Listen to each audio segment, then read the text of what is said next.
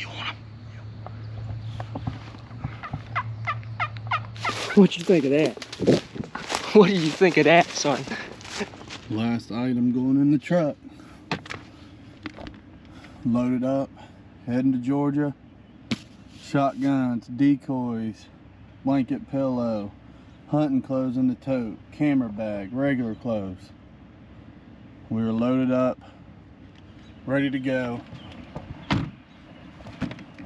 We have an 8-hour drive ahead of us. I could not be more excited.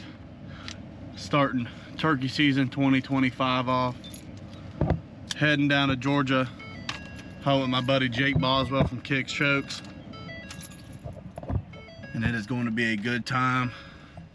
It's always fun to head down south and get things kicked off a little bit early. West Virginia and Kentucky don't come in until mid-April. So anytime I can travel and turkey hunt in March still, I always look forward to it. Like I said, just being down south is beautiful. I've been through Georgia. I've actually never turkey hunted Georgia, but it is just a beautiful state. So big shout out to Jake for inviting me to come down and hunt. I'd originally planned to hunt some public land down there, but public land does not open on opening weekend like a lot of the southern states. When we hunted Alabama a couple years, it was the same way. I think it came in like a week after the private land opening day. So just the way my work schedule and everything played out, this was really the only weekend I had to travel.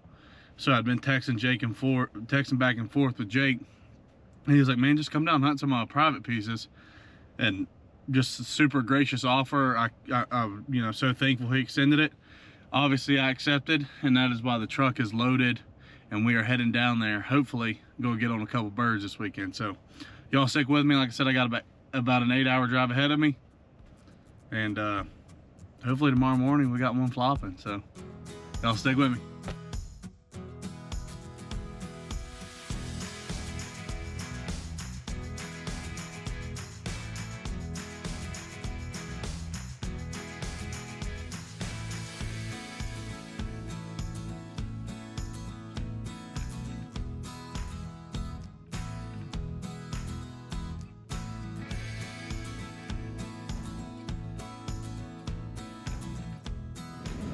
Leaving the factory. Oh, Kicks.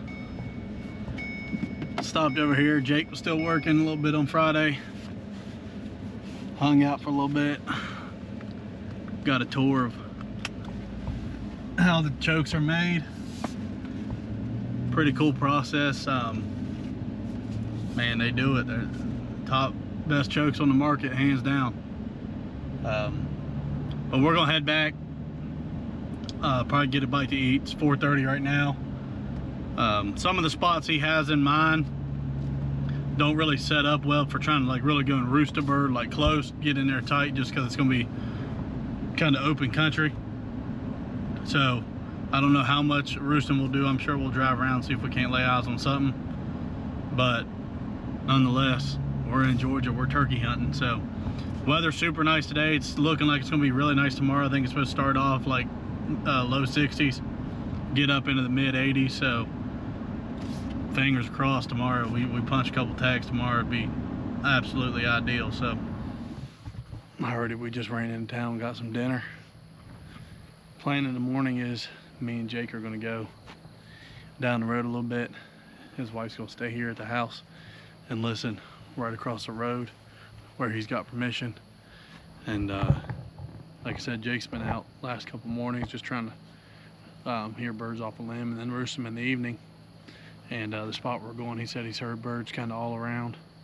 And then he said historically there's always turkeys across the road right here. He just hasn't heard them a little bit this year. So we're gonna have her stand back, and if she hears birds here, obviously we'll make a move and get over here to them. So that's the plan for the morning. Hopefully we can get on a bird off the rip, knock one in the head early, keep hunting around. So sun's going down, we'll get in, get a good night rest tonight, and hunt them up.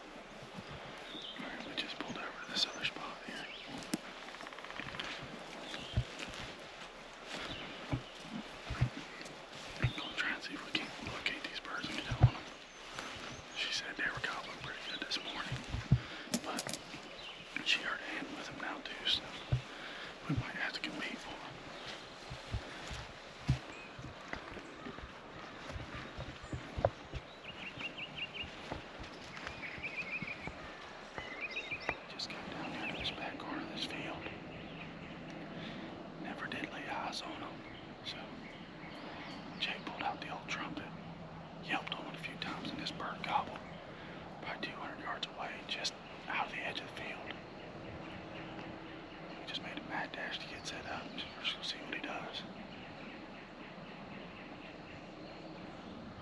This cotton field is pretty tall, so decoys wouldn't even really help us.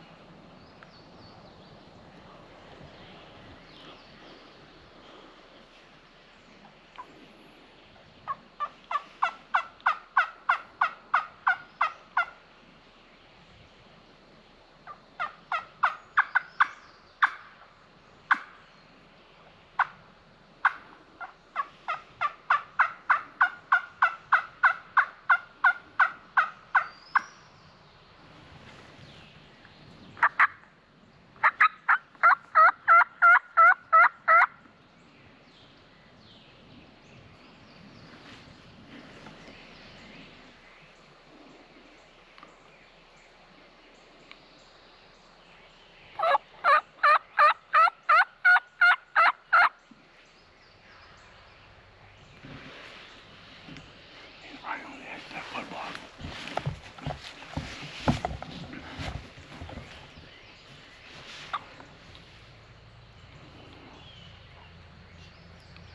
Are they firing that equipment up?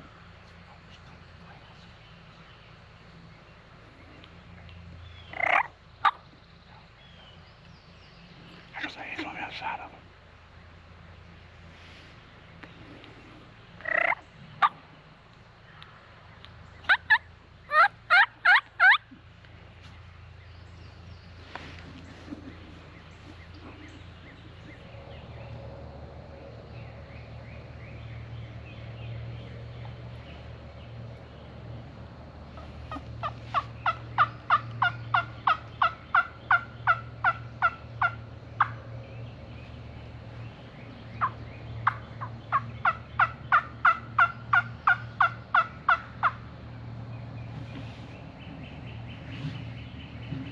Sounds like he's on the field edge now.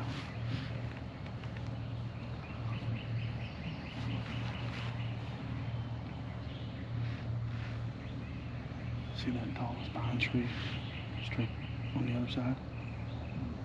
Thickest. Sounds like he can do it right under there.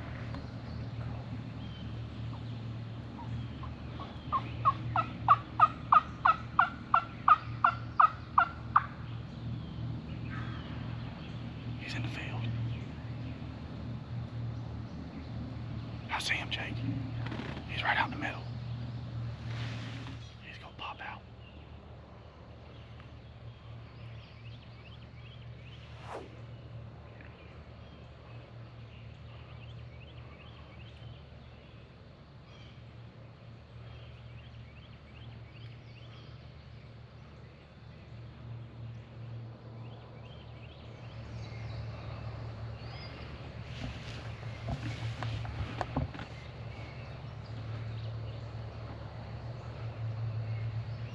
I see the hen. The hen's out in the field.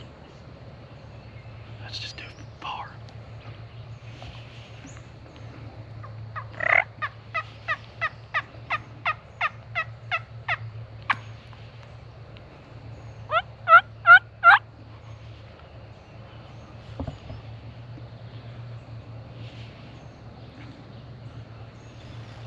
There he comes right here. He's out in the field.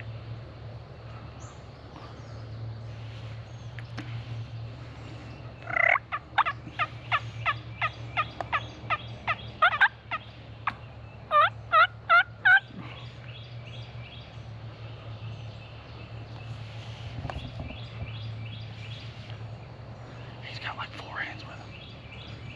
He's got a bunch of hens with him. You see them all?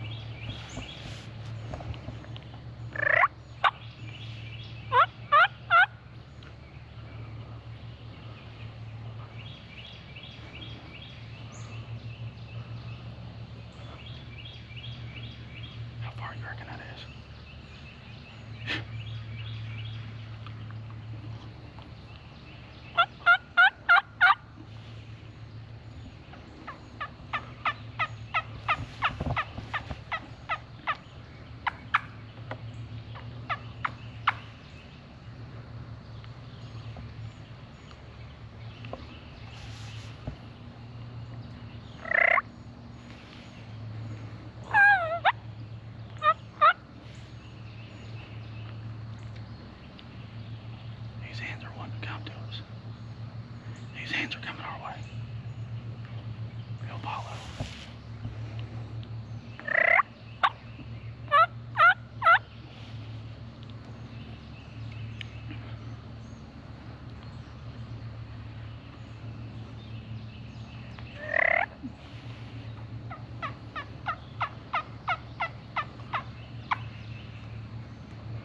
Stay on him, Jake.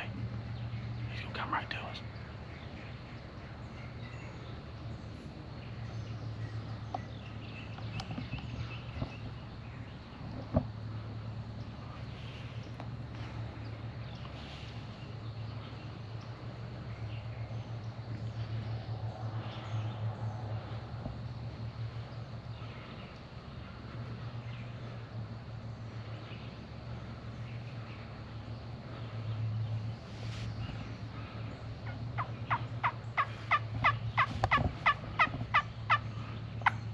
Are you on him?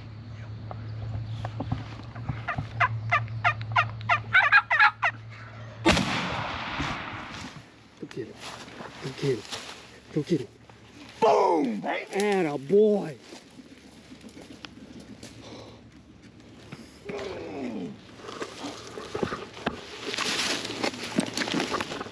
What you think of that? What do you think of that, son? Are you kidding me? Dude! Talk about freaking slow playing it. Gosh knows, man. Woo!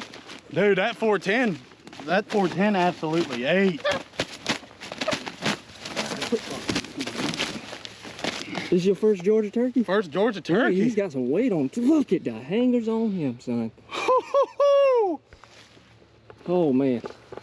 Dude. I'm telling you. What a hunt. Oh, my goodness. So, give you a little bit of rundown. Me and RJ went to a new piece of property that I've been scouting. It's a tough place to hunt. And I sent my wife, Hannah, I sent her across the street where I normally have luck.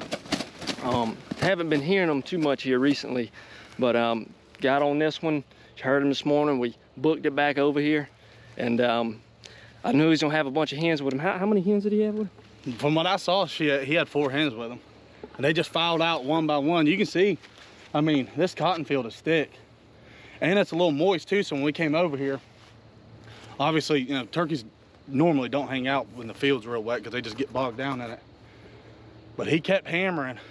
It wasn't a lot. He was not fired up. No. Honestly, the first couple of times he gobbled, it was more or less shot gobbling back at Jake's trumpet. And we just stayed on him. Funny enough, one of the neighbors fires up a brush hog. We're like, shoot. It's pretty typical. There's a church right across the woods over there, and they like to mow the grass on Saturday morning. But we've had them daggone about almost when they get off the roost in the morning sometimes. Typical, but they're so used to it, don't bother them. And I told Jake, I was like, dude, be ready, because if he spooks them, he might come running through it. We just kept after him. We just sat still and kept after him. Like I said, I'll show you real quick. Just every once in a little bit, we purr at them, yelp at them quietly. And they cut across this wheat field. I don't know, probably 150 yards out in front of us. And I saw his fan pop up in the middle the last time he gobbled. And like I said, we just kept so slow playing it. We had a great hide. We were tucked in the brush really good. I will say, there's been a many turkeys killed in that. I don't doubt it. It's beautiful. I mean, you got big open hardwoods come out into this cotton field into another big block of timber. And like I said, it just happened to be we got over here late and he already made it across. More or less, I think we called the hens to us and he just followed suit. That's all we did. They popped out into cotton field probably 120 yards. And like I said, every time he would pop into strut and I knew he wasn't looking, I'd slow purr to him. And those hens brought him right to us. Whew. Dude, that's a piece for that 410. That's a decent shot. Expert scouter over here. There wasn't, we didn't have Hannah scout. Shout out. Over there. This is why it pays to turkey hunt in groups. Especially if you don't hear them on the roost, like you don't have a bulletproof plan, you can split up. Hannah called us and she said, you better get your ass over here. This bird is gobbling and he's hot. So me and Jake hopped in. We probably had, well, it was only like a 5-minute ride, but it felt like an hour knowing we got a gobbling turkey over here. And like I said, finally, we made it into this field. We didn't know for sure if he was going to be in the field still. never did get eyes on him, and finally, that's a good addition of why he did what he did. But Look at the size of the head on that. dude, that 410-8, I yelled at him.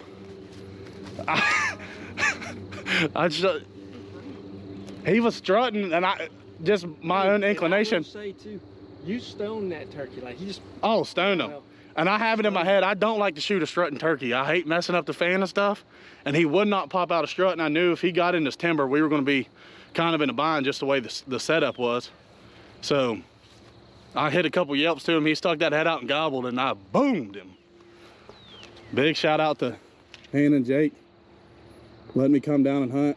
Couldn't be more appreciative. And we've got a turkey on the ground. It's early. We've still got 2 more tags to fill for these people, so. Is he not mowing over there, or is he mowing? I don't even hear him anymore. It fired up across the wood block. Dude, that was sweet. I'm so happy we got this cross off. Dude, that was sweet. Open morning. I mean, can't beat it. He's a good bird too. But that's how that's textbook opening morning style hunt right there. Just work the hen. Work the hen. And a hen hates that trumpet. Oh, I mean, clearly he was henned up tight. He would not leave. Like I said, I saw 4 hens at least. And when they came out, he came out, and you probably hear it in the audio, said, if these hens come to us, he's gonna follow. And sure enough, they started cutting across this little short grass. And he was not gonna get too far away from them. About a 40-yarder? Yeah, like I said, like you can see, it gets thick along the edge here. He was standing right here. Don't trip on him high, Wallace. So I mean, I had to get them number 9s through some brush, but I knew, like I said, if he got in the timber, we were going to be in a bind with Jake trying to get on him with the camera and me trying to swing on him. So opening day in Georgia, I'm gonna go get some pictures of him, hopefully get some breakfast, and then go get on another one. Well, we went in light this morning, just a chest pack and the 410. We're gonna be going out a little heavy.